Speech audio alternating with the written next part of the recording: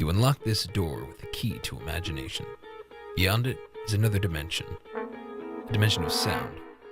A dimension of sight. A dimension of mind. You're moving into a place of both shadow and substance. Of things and ideas. You've just crossed into the Twilight Realm. As human beings, we're always looking for a story, whether it is one to tell, one to hear, or one to steal for our own. We're always looking to be entertained, enthralled, and electrified, and certainly, terrified.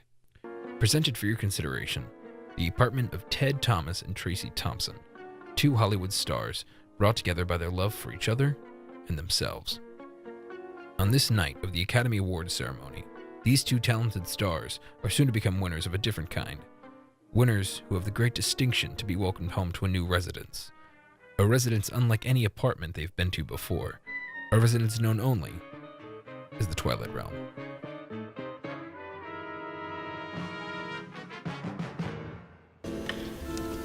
Well, I could use a drink.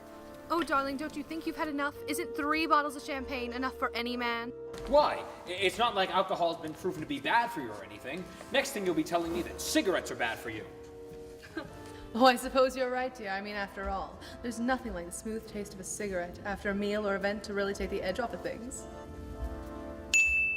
Besides, it's not every night that a man wins Best Acting, Directing, Supporting Acting, Editing, Scoring, and Producing all in one night's Oscars. Darling, don't believe this whole evening is about you. I won 3 awards myself for my latest film. Stop. I forgot your number. Well, that's true, dear, but as far as awards go, I've won the greatest one in you. Oh, Teddy.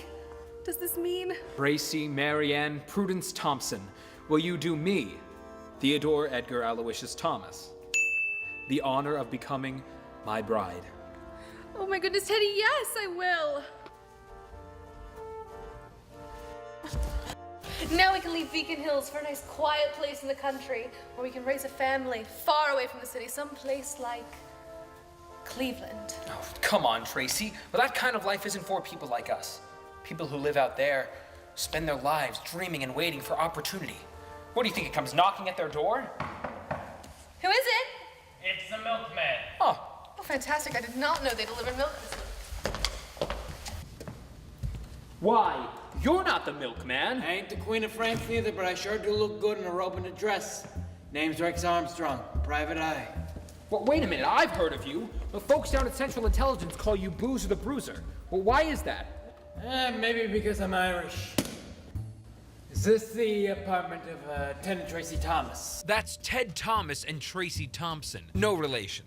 Not yet, anyway. We just got... My condolences. Have you guys ever been to the Copacabana? The Copacabana. The hottest site north of Havana? Yes, the Copacabana. Where music and passion are always in fashion. Where you fall in love. No, the other one. The one in Beacon Hills, right on the corner of Sunset Boulevard and Abbey Road. Not since it moved from 42nd Street. Mr. Armstrong, are you saying Teddy did something? Not yet. Not yet? Well, what do you mean, not yet? Well, it seems that there was an accident at the Copacabana the other night. Some sort of large green herring monster. And guess whose fingerprints I found there? Rita Hayworth's.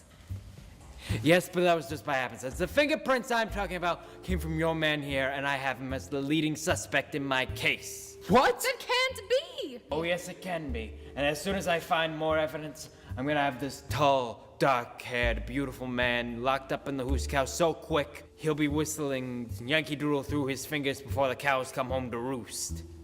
What does that even mean? You know what it means, luscious lips. Mr. Armstrong, I believe you are mistaken. Teddy has never been to the Copacabana. And even if he had, he was not there committing a crime. I mean, after all, he is a 35-time award-winning actor, director, producer, editor, as well as a winner of the Nobel Peace Prize, an astrophysicist, and a member of the CIA. Is that all he's got going for him? Well, I also have an Oscar for scoring. All right, listen, Mr. Perfect. Just because you got all this going for you, don't mean that you can't be behind the happenings that have been happening at the place where it happened. You're my lead suspect, and I'm going to do whatever it takes to bring you to justice for dressing up as a monster and terrorizing those innocent people at the Copacabana, like Mr. Geen and that nice Mr. Harvey Oswald who frequent there. What happened to the lights?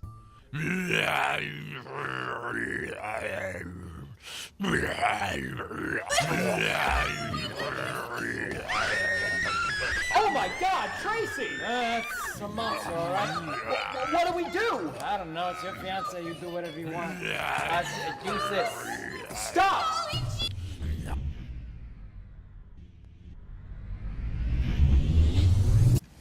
Where'd that pet of yours go now, Thomas? Pet of mine! That thing just attacked us! Now you listen here, Sugar Bum.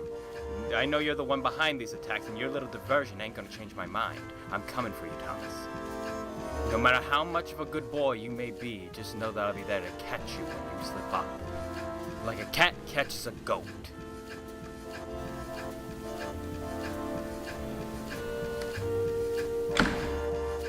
Oh, Teddy, I was so scared. Don't worry, Tracy. I just did what any hero would do. Oh, Teddy. I guess it's in the hands of the players now. What does that mean, Teddy?